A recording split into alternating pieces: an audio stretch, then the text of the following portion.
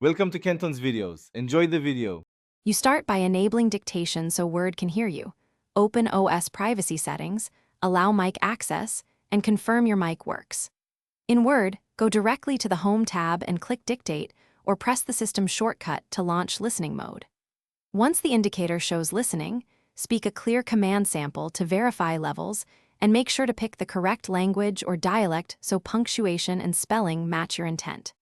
You'll combine dictation with commands to control text efficiently, say punctuation words like comma and period, and use new line or new paragraph to structure content. Once done dictating, use editing commands such as select, delete that, or replace followed by your words to correct phrases without touching the keyboard. Make sure to pause briefly after complex sentences so Word applies the text and context correctly. This reduces misrecognition and speeds up later proofreading. You finish by reviewing the document and fixing homophones, capitalization, and formatting that voice might mishandle. Use find and replace for bulk fixes. When done, toggle dictate off to avoid stray words and save your file.